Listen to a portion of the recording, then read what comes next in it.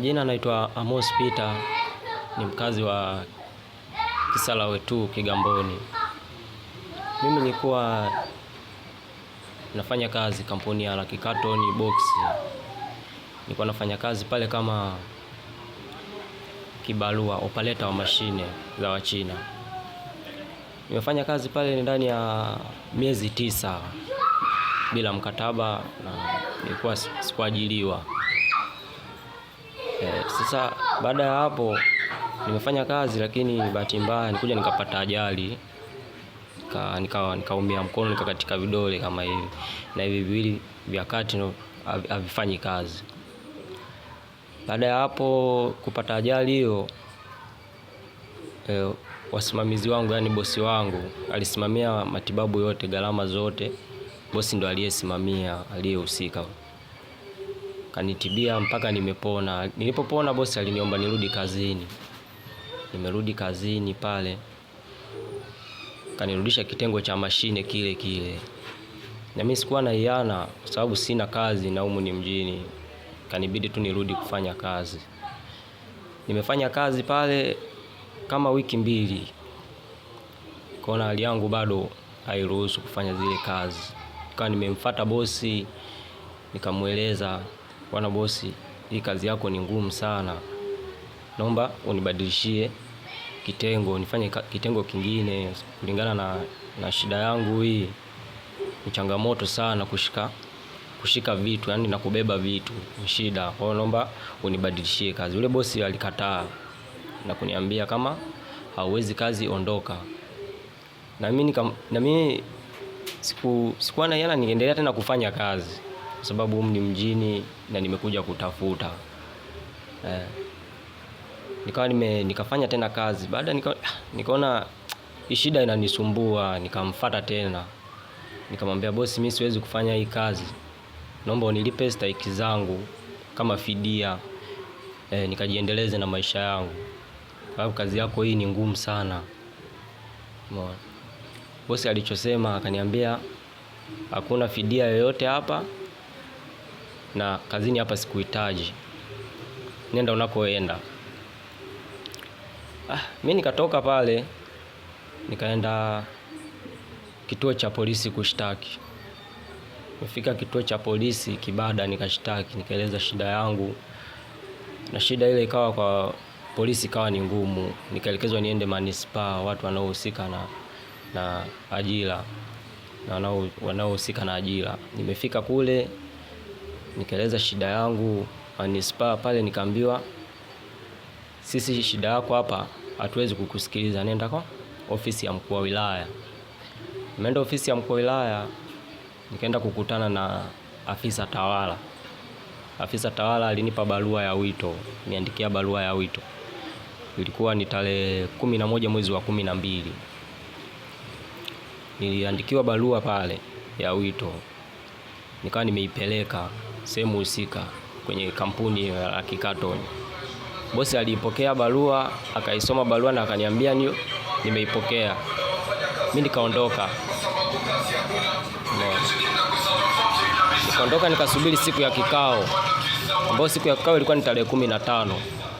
Nikafika ofisi ya mkuu wa wilaya hapa, nikawa nimesubiri.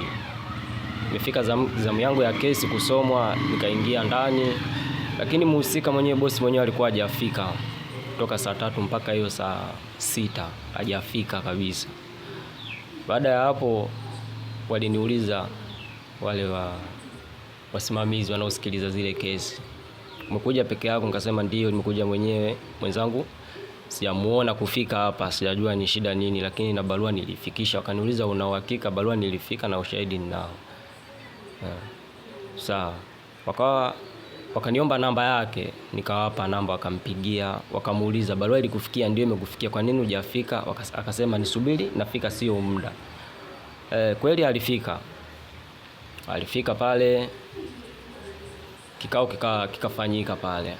Kaulizwa unamfahamu huyu? Akajibu ndio namfahamu, ni mfanyakazi wangu. Unajua kilichomleta? Akasema hapana, labda ajibu. Sawa. Akaniuliza we shida nini kuja huku? Nikaeleza mimi shida yangu kulingana na mazingira na changamoto iliyonikuta hii, niko nataka nilipwe fidia nikajiendeleze na maisha yangu, kwa sababu kufanya kazi tena siwezi, kazi ngumu siwezi. Akasema ni sawa, fidia yako nataka ulipwe shilingi ngapi? Mimi kiasi nilichotaja nikataja milioni 30 na bajaji, ndio fidia niliyoitaja mimi. Viongozi pale wakasema bwana, huyu ndo fidia anayoitaka, nyie mnailizia. Yule bosi akasema sisi mpaka tukadiscuss na wenzangu afu tutarudi. Ilikuwa ni tarehe 15 mwezi wa 12. Tarehe 15 hapo tukapewa wiki 2, Christmas ipite na mwaka mpya. Zimepita hizo wiki 2, tarehe 8 Januari nitakuwa turudi ofisini tukapewe mrejesho na yule bosi ameliafiki vipi hili swala. Imefika tarehe 8, mimi nikawa nimewasili ofisi ya mkuu wa wilaya pale. Nimewasili ofisi ya mkuu wa wilaya, yule bwana akawa hajafika tena, yule bosi akufika tena na kuonekana mazingira yale. Wakaniuliza vipi, na ni bosi wako hajafika? Nikawajibu bosi sijamuona kufika, sijajua. Maana na nyie si ndio mliotoa maagizo turudi tarehe 8 hapa, mimi nimerudi lakini sijamuona. Wakawa wamempigia tena pale, bwana kwa nini hujafika? Maelezo yake aliyotoa, akasema siwezi kuja hapo, nimeandikia tena barua nyingine ailete. Sawa, wakaniandikia barua pale, barua ya wito tena ikaandikwa pale, nikapewa. Natoka nje pale nikapigiwa simu, nikaambiwa bwana, bosi hataki kukuona hapa na hiyo barua hataki kuiona hapa. Utajua mwenyewe utaifikisha vipi, ila hataki kukuona hapa. Nikawa imebidi tena nimerudi ofisini tena kueleza nilivyoambiwa, maana nilikuwa sijafika mbali. Nikaeleza bwana, bosi kasema hataki kuniona kazini, hii barua inamfikiaje? Wakaniambia ipeleke kwa mwenyekiti. Kwa mwenyekiti nikaipeleka. Sikumkuta hiyo siku. Nikaomba mawasiliano ya mwenyekiti nikapewa. Nikamweleza mwenyekiti, kuna barua hapa inatakiwa ifike kampuni ya Lucky Carton. Akaniambia mimi nipo kwenye kikao, mtafute mjumbe umpelekee. Mjumbe ndo aipeleke barua. Sawa, mjumbe nikamtafuta nikampata. Nikampelekea mjumbe barua, nikampa maelekezo. Mjumbe bila yana yote, mjumbe nikaondoka naye kutoka kwake mpaka eneo la kazi. Nikamuonyesha ni hapa. Mimi nikawa nimesubiri nje. Yule mjumbe akaingia ndani kupeleka ile barua, akamkuta bosi. Akamkabidhi barua, hii hapa nimeileta. Unahitajika ofisi ya mkuu wa wilaya tarehe 15 utakuwa ufike ofisi ya mkuu wa wilaya. Yule bosi akajibu, mimi siwezi kupokea barua, walioiandika ndo waje hapa na wataka. Yule mjumbe akamwambia, hii barua imetoka ofisi ya mkuu wa wilaya, unatakiwa kwenda kule. Akajibu, hii barua hata kama imeandikwa na polisi, iandikwe na mkuu wa wilaya au mtu yote, namtaka aliyeandika hiyo barua ndo ailete hapa, vinginevyo mimi siwezi kupokea hii barua. Yule mjumbe akatoka na barua ile, akanikuta pale nje, akaniambia bosi wako kakataa hii barua, tunafanyaje? Barua yako hii hapa, watakuwa warudie kule wapigie waambie. Na mimi sawa, nikawapigia nikawaeleza, bwana bosi kakataa barua, mnanisaidieje? Wakaniambia rudi umuone afisa tawala umweleze. Nikasema sawa. Kesho yake nikaondoka asubuhi kwa afisa tawala. Nikafika afisa tawala nikamweleza, bosi hataki barua ya wito. Inakuwaje? Ni barua ya pili sasa ile. Wakaniandikia barua ya 3 ambayo ilikuwa inataka iende kituo cha polisi wilaya ya Kigamboni. Nikaandikiwa barua pale, nikaipeleka kituo cha polisi pale. Nikamkuta mkuu wa polisi wilaya ya Kigamboni, nikamkabidhi DC. Nikamwambia nimeleta hii barua, kuna mhusika anatakiwa afike hapa kesho Ijumaa, afike kesho hiyo, afike ofisi ya mkuu wa wilaya, anahitajika. Yule polisi akanijibu basi sawa, imefika. Sawa, nikapewa majibu, bwana njoo kesho asubuhi. Nikasema sawa. Nikaenda kesho yake asubuhi. Nimekaa pale kuanzia asubuhi saa 2 mpaka saa 8 mchana. Wakati huo sina kazi kabisa. Nimekaa pale kutoka asubuhi saa 2 mpaka saa 8. Nasubiri na msubiri mkuu wa polisi, alikuwa kwenye kikao. Mkuu wa polisi akafika pale, akaniuliza amefika mhusika? Akasema mhusika sijamuona. Nilichomjibu mimi sijamuona kufika mhusika mpaka sasa. Kutoka asubuhi mimi niko hapa. Mhusika sijamuona. Alichonijibu yule mkuu wa polisi akaniambia mimi mamlaka ya kumkamata sina. Kumchukua bwana kumleta mkuu wa wilaya sina. Kwa hiyo cha kufanya na kushauri uende mahakamani ukafungue kesi. Na mimi nitaenda kufunguaje kesi? Sina hela, yani sina hela, sina kazi. Mpaka saa hizi nimehifadhiwa, sina kazi. Umeona? Jukumu nililofanya pale, nikatoka mimi kwa mkuu wa polisi yule. Nimetoka kwa mkuu wa polisi, nikarudi nyumbani. Kesho yake asubuhi nikaondoka na ile barua yangu ya kopi ya polisi, nikaondoka nikarudi kwa afisa tawala. Nikamkuta afisa tawala, nikamuuliza, afisa tawala kiongozi, barua hii mlinipa afikishwe huyu mkurugenzi na polisi, huyu bosi afikishwe hapa na polisi, lakini polisi hawajamfikisha. Je, mimi mnanisaidieje? Naendelea kuteseka, sina kazi. Kila siku nafuatilia swala langu ili litakamilika lini. Afisa tawala alichonijibu akaniambia, sawa, mimi ngoja nikuandikie barua uende kwa afisa kazi mfawizi posta. Na mimi nikasema sawa, niandikie. Akaniandikia barua pale, nikaipeleka kwa afisa kazi mfawizi mkoa wa Dar es Salaam. Nimeipeleka hiyo siku, nikamkuta afisa ofisini, nikamkabidhi barua, nikajieleza. Akaniambia sisi hatuhusiki na swala la kulipa fidia hapa. Wanaohusika ni WCF. Nikamuuliza ofisi zao zinapatikana wapi? Akaniambia zinapatikana Tazara. Utakwenda Tazara ukaeleze shida yako. Na mimi nikaondoka kweli pale kutoka kwenye ofisi yake afisa kazi. Nikaondoka pale. Nikatembea mpaka Tazara kwa miguu. Nikafika Tazara pale, ofisi za WCF nikaingia. Nikaeleza shida yangu. Wakaniambia kukusaidia itakuwa ni ngumu sana kwa sababu huna mkataba. Nikamuuliza yule niliyemkuta pale, kwa hiyo mimi itashindikana kupata haki yangu? Akaniambia sijajua kwa sasa, lakini cha kufanya watakuandike barua ya malalamiko. Uandike barua ya malalamiko, ambao malalamiko hayo utoe shida yako, maelezo yako. Nikasema sawa. Nikaandika ile barua pale, akanipa form, nikaandika, nikajaza. Baadaye akaniambia hii na ile nitakuwa tupeleke makao makuu iende, wafu wao ndo watakupigia simu wakupe mrejesho. Nikamuuliza itachukua muda gani? Maana yake nina muda sana.